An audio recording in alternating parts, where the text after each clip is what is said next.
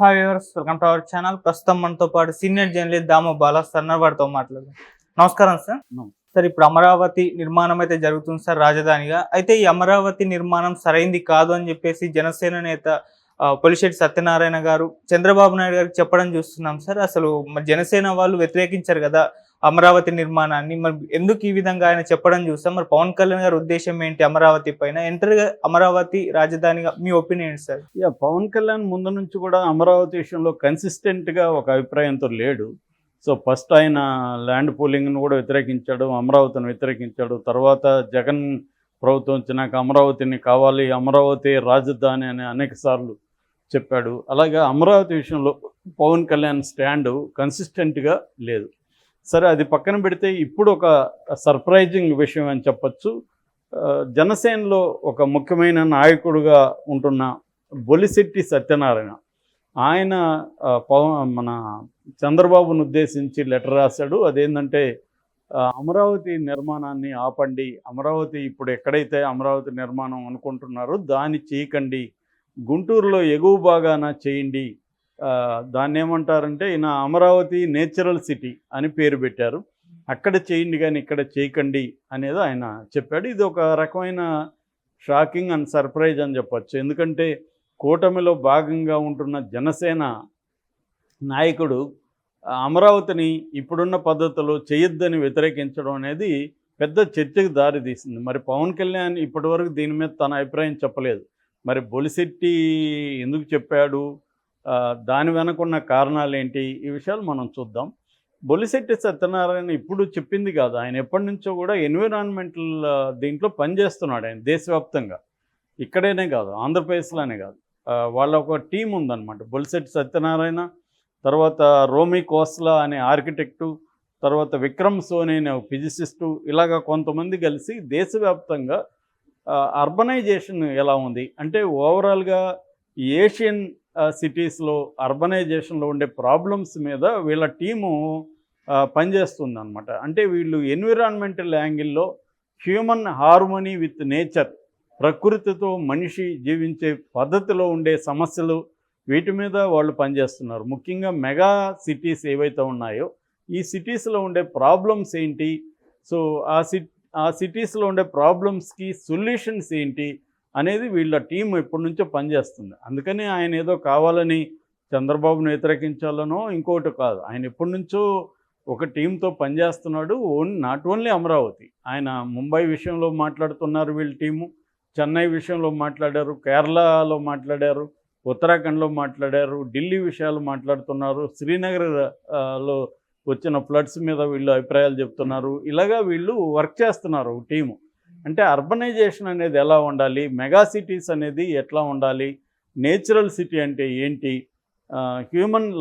దీంట్లో హ్యూమన్ బీయింగు పీస్ఫుల్గా జీవించాలంటే ఎటువంటి అర్బనైజేషన్ అవసరము, ఎటువంటి డెవలప్మెంట్ మోడల్ అవసరం అనేది వీళ్ళు పనిచేస్తున్నారు. ఇది ఇంటర్నెట్లో మనకి వాళ్ళ వర్క్కి సంబంధించిన బుక్లెట్ కూడా ఉంది, అది తెలుగులో కూడా పబ్లిష్ అయింది ఈ మధ్యనే. దాన్ని చదివితే మనకు ఆ బుక్లెట్ డీటెయిల్గా వాళ్ళ అభిప్రాయాలు ఏంటి అవి వస్తాయి. కాబట్టి ఈయన ఇప్పుడు ఒక ట్వీట్ చేశాడు, పెద్ద ట్వీట్. ఆ ట్వీట్లో ఆయన ఏం చెప్పాడంటే దీన్ని ఆపండి, అంటే mega structures, multi storeyed structures ఇవన్నీ కట్టకండి అని. దానికి కారణం ఏంటంటే ఇప్పుడు అమరావతిని అయితే ఏదైతే అనుకున్నారో, అంటే ఇటు గుంటూరు, విజయవాడ, తెనాలి, మంగళగిరి ఈ మధ్య ఏదైతే ఉందో దీన్ని ఫ్లడ్ బౌల్ అంటారు. ఈ ప్రాంతాన్ని ఫ్లడ్ బౌల్ అంటే వరదలు వచ్చే ప్రాంతం, దీన్ని ఫ్లడ్ ప్లెయిన్స్ అంటారు. ఫ్లడ్ ప్లెయిన్స్ అంటే ఆ వరదలు వచ్చి మళ్ళీ వెళ్తాయి కదా, ఆ ప్లెయిన్స్ మీద ఇప్పుడు ఈ స్ట్రక్చర్స్ వస్తున్నాయి. సో ఇప్పటివరకు ఏంటంటే ఈ ఫ్లడ్ ఫెయిల్స్లో రిచ్ 3 పంటలు పండే రిచ్ ఏరియా ఇది. సో అది ఒండ్రు మట్టి అనమాట. అంటే అది ఒక ఫ్లడ్ వల్ల వచ్చే మట్టి తీసుకొస్తుంది, అది సారవంతంగా ఉంటుంది, మళ్ళీ బ్యాలెన్స్ చేసుకుంటుంది. ఇప్పుడు ఎందుకు బ్యాలెన్స్ చేసుకుంటుందంటే అక్కడ ఏవి కాంక్రీట్ స్ట్రక్చర్స్ లేవు కాబట్టి ప్రకృతి బ్యాలెన్స్ చేసుకుంటుంది, దానివల్ల పంటలు సుభిక్షంగా పండుతాయి, వాటర్ ఉంది. ఇటువంటి ప్రాంతంలో చంద్రబాబు అమరావతిని కట్టడం ఎంచుకోవడమే రాంగ్ అనేది బొలిశెట్టి సత్యనారాయణ అభిప్రాయం. ఆయన అభిప్రాయమే కాదు, శివరామకృష్ణ కమిషన్ మనకి ఆంధ్రప్రదేశ్ విభజన చట్టం కింద 2014లో శివరామకృష్ణ కమిషన్ కూడా ఇదే చెప్పింది. ఇక్కడ అనువు కాదు, ఇక్కడ డేంజర్ ఇది, రేపొద్దున వరదలు వచ్చే అవకాశం ఉంది, హ్యూమన్ లైవ్స్కి ఇది ప్రమాదం అని చెప్పింది. అట్లాగే ఎన్విరాన్మెంట్ ఇంపాక్ట్ అసెస్మెంట్ కమిటీ కూడా దీన్ని వ్యతిరేకించింది. దాన్నే ఇప్పుడు బొలిశెట్టి సత్యనారాయణ కూడా చెప్తున్నాడు. ఈ 2 కమిటీలు చెప్పిన దాన్నే వీళ్ళ టీం కూడా అధ్యయనం చేసి ఈ ఫ్లడ్ ప్లెయిన్స్లో కట్టడం అనేది కరెక్ట్ కాదు. అంటే ఆకాశ హార్మాలు ఇక్కడ కట్టడం వల్ల ఏమవుతుందంటే ఇప్పటి వరకు ఉండే బ్యాలెన్స్ ఏదైతే ఉందో, అంటే రివర్ ఫ్లడ్స్ రావడం, మళ్ళీ అది బ్యాలెన్స్ చేసుకోవడం, దీన్ని డిస్ట్రక్ట్ చేస్తాయి. చేయడం వల్ల ఫ్లడ్స్ సిటీల్లోకి వచ్చేస్తాయి. అది వీళ్ళు ఎగ్జాంపుల్స్ కూడా ఏం చెప్పారంటే అడయార్ కానీ కోవరి అని చెన్నైలో ఈ 2 నదులు చెన్నైని అతలాకుతలం చేసాయి ఫ్లడ్స్ వచ్చినప్పుడు. అట్లా కేరళలో అదే జరిగింది. అట్లాగే మితి కెనాల్ బెల్ట్ ముంబైలో వరదలకు కారణమైంది. అట్లాగే శ్రీనగర్ ఉత్తరాఖండ్లో కూడా వరదలు వచ్చాయి. మనం రీసెంట్గా చూసాము, ఢిల్లీలో సిటీలో యమునా నది వరదల్లో చాలామంది కొట్టుకుపోయిన విజువల్స్ అతి దారుణంగా ఉన్నాయి. అట్లాగే ఉత్తరాఖండ్లో కూడా ఇప్పుడు వరదల్లో జరుగుతున్నాయి. ఇవన్నీ మనం చూసిన తర్వాత కూడా మీరు ఒక మెగా స్ట్రక్చర్స్తో ఇక్కడ కట్టడం కరెక్ట్ కాదు. అంటే మామూలుగా అయితే 50% గ్రీన్ ఫీల్డ్ అని, 10% వాటర్ బాడీస్ అని ఇక్కడ చేస్తున్నారు. దీనికి సింగపూర్ నుంచి సువర్ణ జురాంగ్ అనే ఒక సంస్థ బ్లూ ప్రింట్ ఇచ్చింది. ఈ సువర్ణ జురాంగ్ చేసింది రాంగు అని వీళ్ళు చెబుతున్నారు. ఇట్లా మెకన్సీ కానీ, సో విల్సన్ కానీ, స్కాట్ విల్సన్, మెకన్స్ అండ్ స్కాట్ విల్సన్ కూడా మన దేశానికి సంబంధించి రాంగ్ అర్బనైజేషన్ని ప్రపోజ్ చేస్తున్నాయి. ఇది రాంగ్ అనేది వీళ్ళు. అందుకని వైడ్ స్ప్రెడ్ బిల్డింగ్స్, అంటే ఇటు స్కైకి హారిజంటల్ పైకి వెళ్లకుండా వైడ్ స్ప్రెడ్ కట్టాలి. అది కూడా ఫ్లడ్ ప్లెయిన్స్ కాని ఏరియాల్లో మాత్రమే కట్టాలి. లేకపోతే విపరీతంగా రేపొద్దున ప్రాణ నష్టం జరిగే అవకాశం ఉందనేది వీళ్ళు ప్రధానంగా చెప్తున్నారు.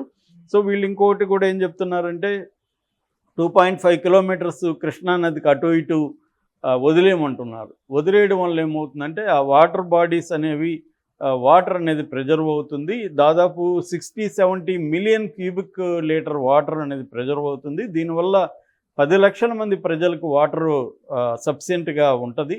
అట్లాగే సంవత్సరానికి దీనివల్ల 900 కోట్లు గవర్నమెంట్కి ఆదా కూడా అవుతుంది అనేది కూడా వాళ్ళు లెక్కలేసి చెప్తున్నారు.